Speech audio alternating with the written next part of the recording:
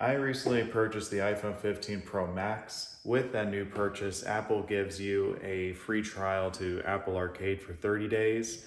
I'm actually going to give it a shot. I'm going to give it about a week to give my true thoughts and opinions on it. I asked my community on what games that I should play. I mostly play like some old school games right over here, as you can see, N64 and GameCube. But as you can also see, I don't have any chairs to play these games. And the reason why is that I don't really have much time to play old school retro games as much. I even have a souped up PC where I have play Steam on, and even then too, I don't even find myself playing that many PC games anymore, even though I like PC games. I just find myself now just working more and reading newsletters. Yeah, that's the story of my life. So I've tried Apple Arcade for 7 days, and now here we are. And I gave Apple the green light because I'm wearing my old Apple shirt. But anyway, Apple Arcade was very interesting during the 7 days that I tried it out. I was able to play all types of games when it came to endless story mode, side-scrolling games, even old classic games such as Teenage Mutant Ninja Turtles, and more on that a little later. There were so many more like fun casual games on there that it was easy to quick play casually when I was up and about, whether I was taking care of my daughter or just going out for a walk or just kind of playing while on break at work. A lot of things that are on there. There are even some games where it's like a full-on story mode, even games where you had to really like build into the character. You had to kind of level up quite a bit, or a whole lot of time consuming into the game where you have to like level up your base, play more into your characters, etc., etc. So that was very fun. But it's time for my quick, honest opinion on it. Whether it was worth it or not, it really depends. If you find yourself as a casual mobile gamer where you're not playing so much onto your consoles or your like PCs or anything else like that, then I say it's worth it. If you find yourself playing a lot with friends on mobile, if you're on Game Center and you find yourself playing a lot with other friends on there, it's totally worth it.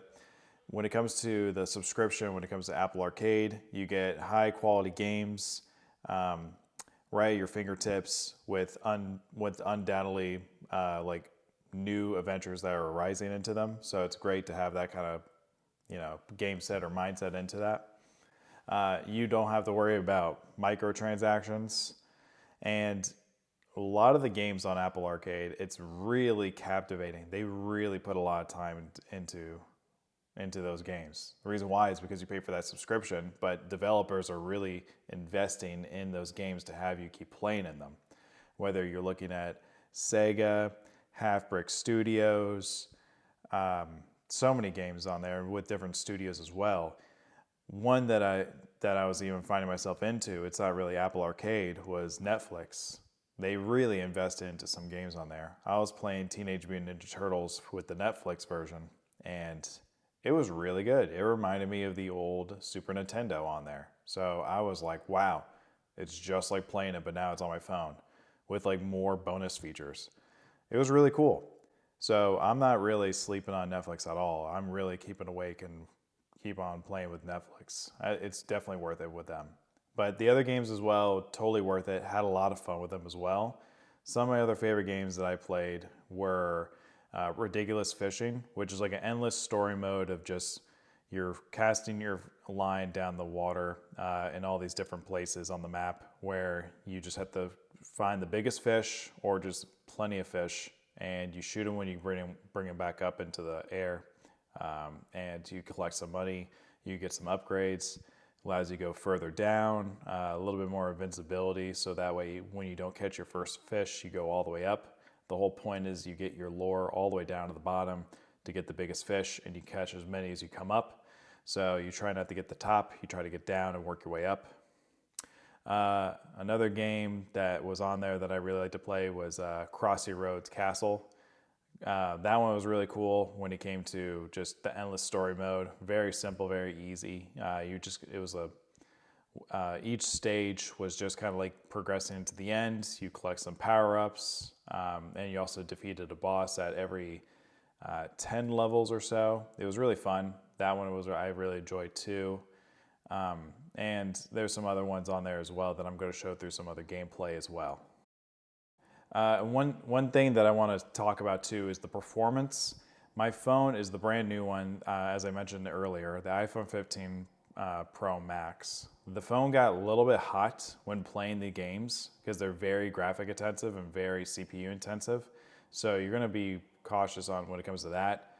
And the battery life, I was plugged in most of the time, but with it, when I wasn't, my percentage kind of dropped pretty quickly down to 10%.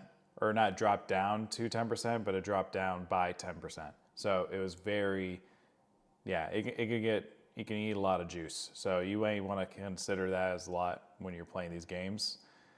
But you're feeling a lot of these premium games, so that's why it kind of counteracts a little bit. I'm also going to list on the screen here some games that I played so that way you guys can play as well. Each day I played a different game, but there were some days, like on day 3, day 4, I just played Ridiculous Fishing continuously, where I just was kind of addicted to the game. And yeah, that's my thoughts and opinions on Apple Arcade. I would love to see you guys comment down below on what your thoughts would be on Apple Arcade, whether you would like it or not, and what games you really enjoyed, so that way I can play them too. I'm considering on continuing the subscription, but yeah, I'd like to hear you guys' thoughts. Thanks.